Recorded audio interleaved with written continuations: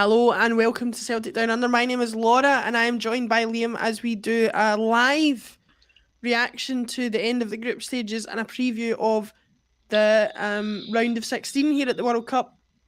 Apologies if one of us drops dead during this particular stream because the pair of us are fighting our own individual health battles, which means that we've passed late fit. Well, I don't know if we've passed late fitness tests, have we, Liam? We've taken steroid injections or the equivalent thereof to Uh, get through this particular match. I think we're doing a Lukaku here. I'm going ahead with it, but I probably shouldn't be on that pitch. Let's hope you perform a bit better than Lukaku, that's for sure. Anyway, listen. What a fantastic group stage we've had. Honestly. So entertaining. We'll get into the nuances of that a little bit before we talk about the round of 16 matches. But what's been your, apart from this particular nation, which we'll get on to in a wee second, what's been some of your favourite memories from this group stage so far? Well, the thing is, the two giant killing acts from Japan that you're referring to are not even that unique when you look at the group stage as a wide. I mean, just last night, Portugal lost to South Korea. That was a great result. Saudi beating Argentina, Morocco beating Belgium. There's been so many giant killing acts, and then just about an hour ago, I woke up and I saw that Cameroon managed to beat Brazil, even though they go out. They did a great job there, and it just shows you that there is no team in this group in this entire tournament that is unbeatable. Yeah, absolutely. Unfortunately, Abubakar, who scored that 93rd minute winner against Brazil at the World Cup, got sent off for a second bookable offence for taking his shirt off. They really need to do something about that. Really, it really sucks the joy out of things, and I don't actually get the point behind it, to be honest. But anyway. The first particular point I wanted to talk to you about, just because it really lit a fire under the whole tournament, was indeed that defeat by Saudi Arabia of Argentina. So important for so many reasons, but primarily because here you had a Middle Eastern nation, one of the maligned nations going into this tournament, one of the nations who many people thought, ourselves included, probably didn't even deserve to be there. Defeating one of the favourites for the trophy and the entire thing. It really sparked something that I think has carried on throughout the rest of the tournament. Well, I don't think it's a coincidence that game happened just 24 hours before Japan went out and beat Germany. Because I think the Saudis blazed a trail there. They showed that if you have no fear and you just go for it, being 1-0 down to a larger team at half-time doesn't mean it's game over. Yeah. And the interesting thing as well, though, is that quite a few of these teams, these bigger teams that maybe lost or drew their first game because they were caught cold, they did manage to find their feet in the later games, with the exceptions, notably, of Belgium and Germany, who underperformed in all three of their games, which is why they're out. Yeah, we'll pull up the groups just here so that we can see them, and show exactly what kind of situation we're sitting with. So when you look here, you've got Netherlands and Senegal from Group 1. Obviously, we had suggested Qatar, maybe a possible shock there, but that didn't come to be for obvious reasons. England and USA taking Iran and Wales out the tournament. Argentina and Poland topping a group in a kind of surprising way, putting Mexico out. And then I've got to apologise to everybody watching this because I had Australia down as one of the worst squads at the tournament, and they've managed to get out of that group, not just by beating Tunisia, but by making sure Denmark ended up bottom of the group. That for me is the first out of the first four groups anyway, where there's really, for me, a bit of a shock that I didn't expect. What about you? Yeah, no, I would agree. I mean, like there were individual shock results, but that's the biggest so far. That's the biggest shock in terms of final standings. That Denmark a team that I picked as a dark horse to possibly win the tournament just did not turn up in any of the 3 games, unfortunately, apart from about a 20-minute spell against France where they looked competitive. They were lackluster for the rest of the tournament. Yeah, they absolutely were. We'll come back to Group E at the end because I know you'll want to focus on that a little bit more. But Morocco finishing top of Group F was another shock. Only on paper, though, because when you actually watched Canada and Belgium play, neither of them deserved to really get anything from the group. Well, I was impressed with Canada, but that's more because of expectation, being that they were going to be, when a team hasn't played in a World Cup for nearly 40 years, you assume there's a reason why. Yeah. But Canada actually overperformed in that respect, although ultimately the group table as it finished was true to form for them. But I think they competed in each of the games that they played, so they can take some heart from that. Canada are clearly a work in progress, and they're on the way up, whereas Belgium are quite clearly on the way down. Yeah. It doesn't help when you've got star players like Eden Hazard and Kevin De Bruyne saying exactly that while they're at the tournament. It's not good for morale. But Martinez has since been let go of the job, which was expected. I mean, for an international manager's reign, he's been at the helm of Belgium for a number of tournaments now, and it's quite clear if he wasn't going to do anything at this tournament, it was going to be the end of the road for him, which I think was fair. Looking at Group G, Brazil coming out on top as expected. It's a shock loss to Cameroon to end the group, but not one that meant anything to them, and they were playing a second string team. Switzerland getting second place, but not really doing anything of major excitement, just being pretty solid as they always are. And then I have to say, before we go back and talk about what I was think was the most dramatic into a group in the group stage, which was Group E, Group H had its own storylines, as we always like to talk about, not least of which Uruguay playing Ghana in the last match and Korea scoring that late goal to beat Portugal and put themselves through, prompting some hilarious scenes where you had Ghana crashing out of the World Cup, only too delighted to wave goodbye to Luis Suarez as well. It was a sense of, if we're getting down, we're taking you with us, and it was I have a friend from Ghana, and he said that to me. He said, "Well, if we can't win the World Cup, I can at least take some solace knowing that Uruguay won't win it either." So yeah, speaking of favourite moments, this was one of mine. Certain Luis Suarez in tears. Always lovely to see for something of that nature to happen to such a nice man. But let's go back and talk about Group E before we go into the round of 16. Our beloved Japan, an adopted nation for me after the influx of Japanese players to the Celtic first team, and obviously Ange coming to us from Yokohama Marinos, your place of residence for well over a decade at this point. Yeah. Talk us through that final night, the fact that Japan and Costa Rica were nearly through at one point, the swings and roundabouts of it all. What do you remember of it, if anything? Well, to be honest, I don't remember any of it because I was asleep through it because I had work the next day, unfortunately. Probably better for you, to be honest. But I remember waking up expecting to picking up my phone, expecting to see that it was 5-1 to Spain or whatever, and it was like it was like, and the thing is, the immediate headlines didn't give it away because it was things like shock in group conclusion. Germany are out, and I was like, okay, Germany are out. Does that mean Costa Rica or Japan went through? What happened? Yeah. And then finally I got to it, and I was like, oh wow! Not only are we through, we topped the group. Yeah. And for 75 seconds of this World Cup, Japan and Costa Rica were going through, and Spain and Germany were heading home.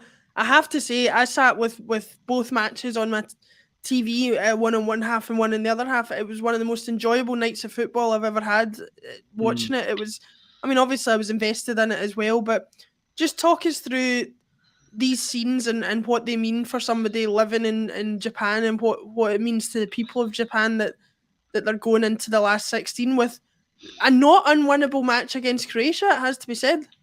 Yeah, I mean, that's the thing. Winning the group really does give you that easier round 2 tie. Now, Croatia is not an easy tie, but it's an easier tie than playing against potentially someone much bigger. Mm, If you were to rank the remaining 16 teams, Croatia are probably about maybe 10th or 12th. yeah, So that, to me, that's a team that's beatable. And although they knocked out Belgium, to be honest, neither side particularly impressed me in that game. That was an exciting game purely because of the tension, but the yeah. actual quality of the football was not that great.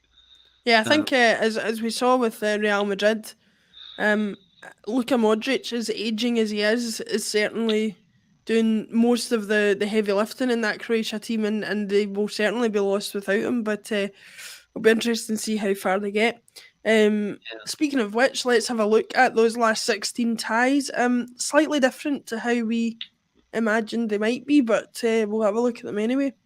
hmm, Um, so as you can see there, we've got Netherlands versus USA, Argentina, Australia, Japan, Croatia, and Brazil, Korea. Let's just have a look at that side of the draw first. hmm. Um, pretty for 3 out of those 4 draws. I would say it's pretty conclusive who you think would win those. The only one slightly um, challenging me out of the 3 that we haven't talked about is the Netherlands USA one, because I know USA like to batten down the hatches, and while Netherlands have been scoring goals, there's always the chance that they could be shut out. Do you see USA posing them a problem in this round? The the defensive performances in both teams are going to be crucial, Hmm.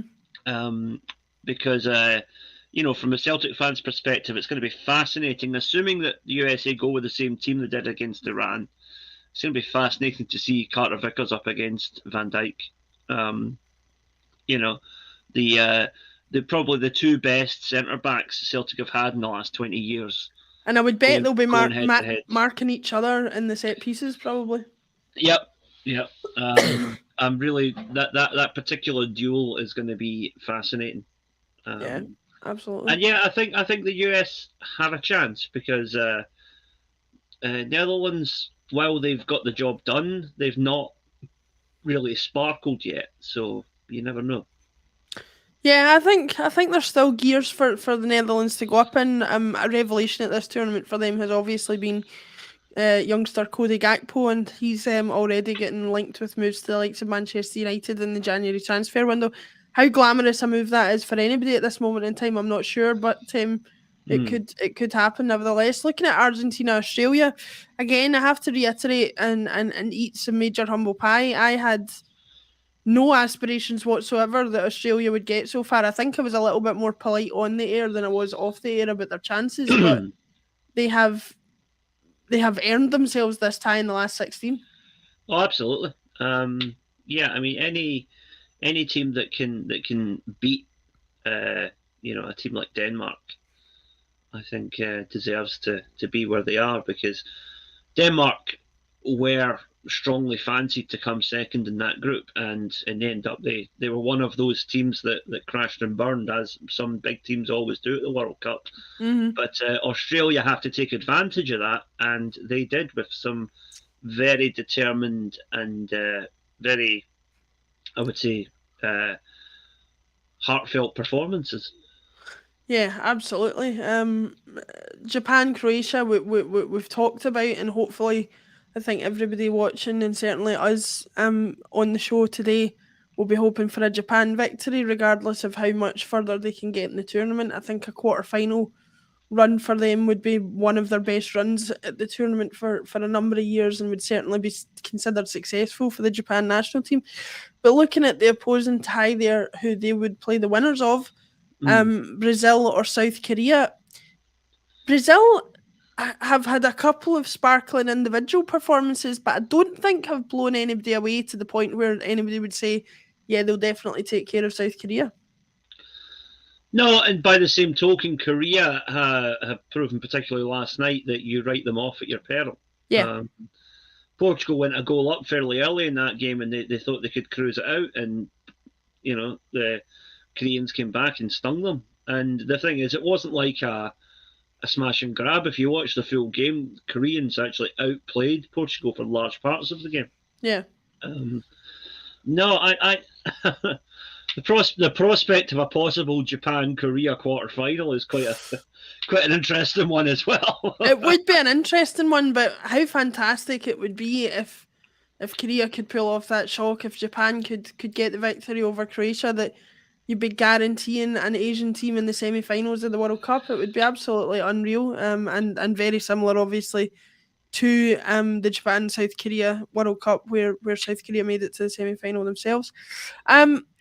Korea seem to be suffering a little bit from the negative side of earning a reputation early in the tournament that Spain have benefited from the positive side of, and by that I mean you talked about writing off Korea at your peril, but Spain kind of came out, blew Costa Rica away with that 7-0 win. Everybody started talking about how fantastic they were looking. Even in that first half against Japan, Graham Souness on the match coverage I was watching was talking about they could win the World Cup at this rate. And yet, actually, they nearly ended up out of the tournament. I mean, I don't know what to make of them, because on their day, they're one of the best teams at the tournament, Spain, but they could potentially, this Morocco team are young, are lively, are pacey, and could provide a shock, I think. I think that is the key, is that Spain actually would be better placed if they were playing, for example, an established European team like a Denmark or a Poland or something like that. Yeah. Because in Morocco, you've got this raw, young talent that is largely unknown at this level outside of Africa, and has absolutely no fear. They went after Belgium. They went after Denmark when they played them. They're fearless, and that's the sort of team that will beat Spain, because that's what Japan did in the second half as well. They just went at them, and Spain couldn't handle it.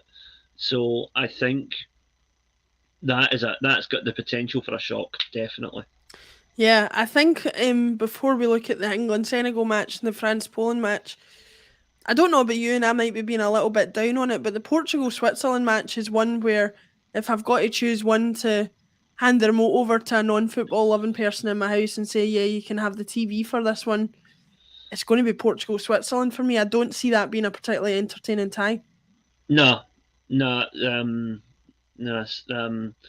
Switzerland are the kind of the very kind of a dry toast of the World Cup, aren't they? It's something we all have to consume, but no one's particularly excited about it, Yeah. No, it's two teams that I don't think have got any chance of really winning the tournament, and whoever wins is going to get knocked out in the next round anyway. So it's one of those games you feel like, what's the point? Yeah. It's very much one of those ones for me. It's almost as if the winner of Morocco and Spain will probably get to the semi-final. So yeah, you're a bit like you say, what's the point?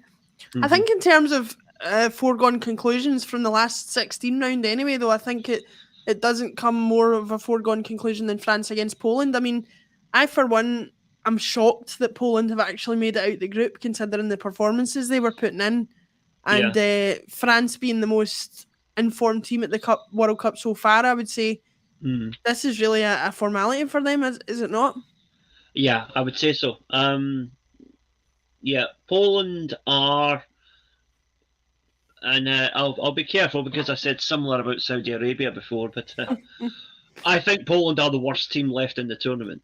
No question about that. And they're coming up against probably the best team still in the tournament on current form. So, I think that if you're going on the form shown up until now, it's going to be either Brazil or France's tournament, and they can't meet until the final. Yeah. So, France will comfortably win that game. But the Senegal-England game is a wee bit more unpredictable, I think. Senegal have improved with every game they've played, whereas England have just maintained this level of kind of a manageable mediocrity, getting the job done without looking particularly special. Scoring quite a few goals to give them their due, but No, I think that the fact that they lost 2 goals to Iran so late in the game when they were cruising would be a concern if I was their manager. The way that they seemed kind of spooked when USA suddenly came at them and started having a go, Yeah, and the thing is, Senegal will play an even more aggressive press on them yeah, when they yep, play them. So it's exactly the type of team that England don't like to play against. England are, man for man, probably a better team than Senegal, but Senegal are the type of team that usually gets a result against England. yeah. So I think there's a definite potential for what would be a shock there if Senegal knocked out England, and I'd love to see at least a couple of the African teams get through to the quarterfinals. It would certainly be an interesting match from a historical perspective to see France face off against Senegal in the quarterfinals. To see Morocco face Portugal just because of their geographic, closeness, that kind of thing. And for Mm. anybody who didn't see it, I'm not one to praise the England team, far from it, but I did think it was quite funny. I don't know if you saw the video of Gareth Southgate getting asked by a foreign journalist to explain the rivalry between England and Wales because they didn't quite understand it. And he basically says, well, we're here and they're right here. And that's basically it. Yeah. So yeah, no, that was the top and bottom of it really, which I think sums up most rivalries at a World Cup. But Yeah. I have to say, looking at this draw, this is a horrible thing to say. It's totally bitter of me, but as somebody who was concerned at the quality of the England team, potentially for me being one of the best teams they've actually sent to a World Cup, not in terms of how much they've been hyped, but in terms of actual ability, I think this is probably the best one I've seen. They've not got an easy run to the final. If they do get there, they've got to overcome France. They've got to overcome either Spain or Portugal. Aye. So I don't see them, if they can manage to navigate Senegal, making it to the final, much less beating a Brazil or a Netherlands or somebody or an Argentina in the final. No, I think we can. I think we can relax and enjoy this tournament. What's to come, safe in the knowledge that if England get past Senegal, France will scalp them. No question. Speaking, and I include myself in this. Hmm. Speaking as somebody who's sat and watched multiple of our predictions go up in smoke during this tournament, have your attitudes changed about who's going to be there at the end, or are these all kind of little flurries and little things that make the World Cup memorable? But ultimately, it'll be the same people at the end of the day. No, I mean, if you said to me that there's 50 quid, go and stick it on a team to win the tournament, I'd probably put it on Brazil, realistically.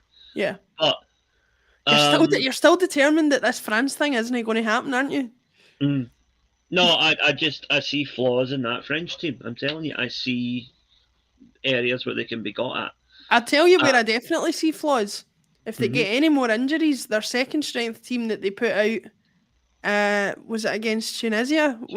Was not up to scratch in any way, shape, or form. So they're kind of relying on the team that they had to get them through the first 2 group stages to get them to the final and win them the trophy, I think, if they're going to. Yeah. And I think that what you're seeing at this tournament, and it's been a progressive thing that, to me, it kind of started in 2002 and it's been recurring ever since, is that the concept of there being, as we say in Scotland, wee diddy teams at the World Cup is not really a thing anymore. Even very, very low ranked, very, very little expectation of teams like Saudi Arabia, like Morocco before the tournament started. Yeah. They've gone out there and with, not all of them got through their groups ultimately, but they went out and showed that they can compete at the highest level. Yeah. And I think that gap is narrowing with every tournament. Pele said that he thought an African team would win the World Cup before 2000. That's no happened, but I don't think they're that far away. No. And Asia is not far behind either. I think you could have an African or an Asian World Cup winner probably within the next 20 years quite easily. And I think without doing any disrespect to the African or Asian leagues, which we've done a lot to praise during this series, we are seeing more of the Asian players and the African players infiltrate the top leagues in Europe, and that's only going to help the national teams. It might not help the infrastructure of the leagues in those countries specifically, but it's certainly going to help the national teams. When you look at, I know he's not at this World Cup, but when you look at the outstanding players of Senegal, it's Mane, who's played in Germany and in Liverpool in England. Morocco, it's Hakimi, who's played in Italy and France. It's Ziyech, who's played in Holland and England. You know, these are the players that are standing out on a solid base of these countries' teams that they could potentially, go on to provide some form of a major victory for their nation. One thing I wanted to talk about, just to indulge myself a little bit, because I'm a Messi fanboy, I have to say, or fangirl, I have to say. This was him scoring against Mexico. I mean, I find it very hard to use the word sympathy because, let's face it, the guy has been praised beyond all recognition since he started his career. He's got the most Ballon d'Ors in history. He's got more money than he'll ever be able to spend in his life, more trophies than he'll ever be able to spend in his life. I have to admit, even with all that said, I've felt a bit sorry for him at this World Cup, especially after the Saudi Arabia match and the evident relief that was on his face when he scored against Mexico. I think this guy is under more pressure than a Ronaldo, more pressure than any other player at any other nation, because Ronaldo is under the pressure of, if Portugal are going to do anything, it'll be because of him. But Messi's under the pressure of, Argentina are expected to do well anyway, and then with him in the team, they've got to, well, surely they will do it. How what's been your opinion of his performance so far, and the pressure that's on him from the Argentinian public for this to be his tournament? Because as we all know, if it's not now, it probably never will be. I think he's doing very well, all things considered.